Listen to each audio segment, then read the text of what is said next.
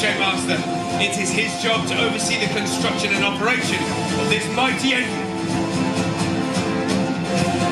I am a master of warfare, and this machine is my finest weapon. As Trebuchet Master, Ursa is my responsibility, and it's my job to keep her wheels turning and keep these lazy dogs moving. Come on, men! Get up those wheels! This machine can shoot a projectile up to 300 meters at 150 miles per hour. But I have to shoot this machine every 6 minutes, or the Kingmaker Neville would have my head. There is no room for error. This is war, and we have to win. We have a few tricks up Ursa's sleeve. For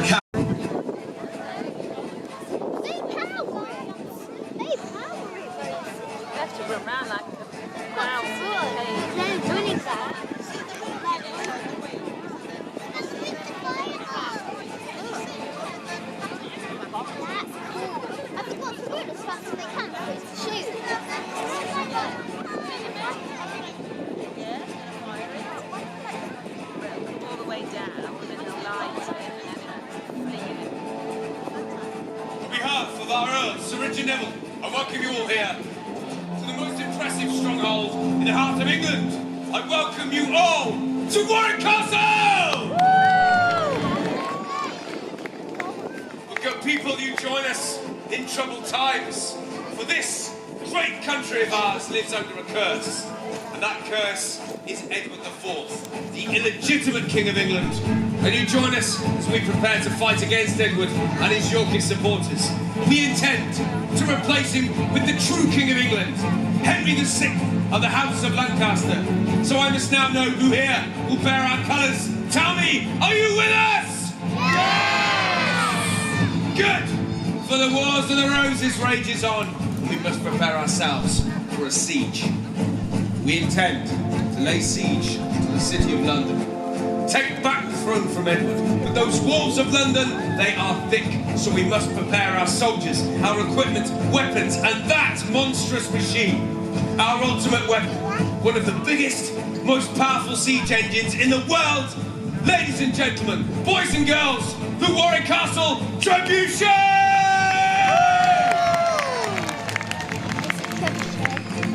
That is Ursa. Ursa the bear. And Ursa stands at 18 meters tall and weighs a colossal 22 tons. And we will carry her to war. Now Ursa is state-of-the-art in trebuchet design. We have 2 crane wheels on either side. Those crane wheels mean we use manpower to load the trebuchet. No longer do we need to use animals to tow down the throwing arm. Now these 2 wheels connect with the central axle with a rope tied to the throwing arm, then connected to that axle. 4 souls are sent into the belly of the beast.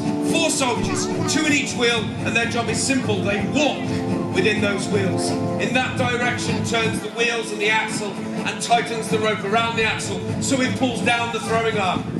And on the throwing arm at the base, you see the box that rises in the centre, which is the source of the energy of our trebuchet. It is the counterweight. That counterweight oak box weighs 1 ton. When it is empty, we have filled it with almost 4.5 tons of rocks. So you bear witness to 4 people lifting almost 6 tons of weight, an absolute feat in engineering. Now what you witness is a test of our trebuchet. We must make sure that this thing works correctly before we siege. We ensure that all 300 components that form this mighty engine lock tight and do not shake loose. And we test the men inside the wheels. Those poor souls inside those wheels, you may feel sorry for them, for they have such a hard job. They are paid to do their job. And yes, this country's weather is unpredictable, but the weather makes no difference to their job. It makes it no easier. Now, we have to make sure that they are ready to work hard for the Lancastrian cause. Then when this test is complete, we take the machine to pieces. We load it to wagons and then to barges to sail her off towards her fate. Our trebuchet must move with our men. But Ursa has the capability of reducing city walls to rubble, destroying buildings of a city, and of course, killing hundreds of soldiers where they stand. Now, the siege could last weeks, most likely a few months. but with God's good grace and Ursa's power, we pray that it is swift. And as Edward and his spineless Yorkist dogs prepare themselves for the siege, nothing can prepare them for the power that awaits them. Our cause it is just, our cause is true, and defeat will not be our destiny, not this day, not any other. Come on, men! Grind harder! This winding job is the worst. Run faster, wind harder. That's all right for him to say. The pain in my legs is excruciating, and I have more winds of this wheel to come. The worst part is the sickness.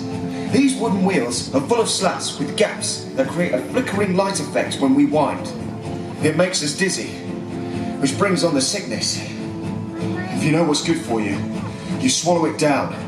Throwing up in a wheel isn't pretty. Not only that, but you slip over for sure. And whether it's sick or the rain, to fall over is the worst thing to happen to a winder.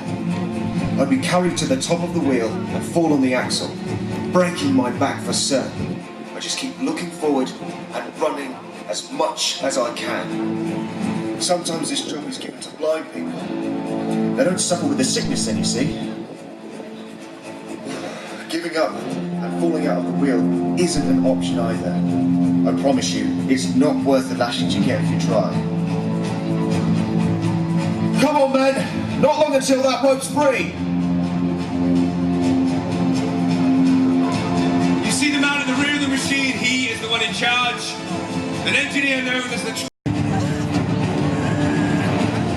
Step down, prepare for launch, and give fire!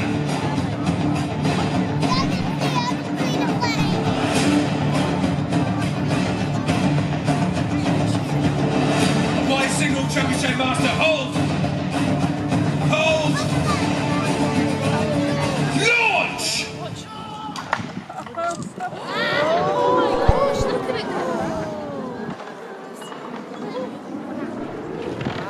Lords, ladies, gentlemen,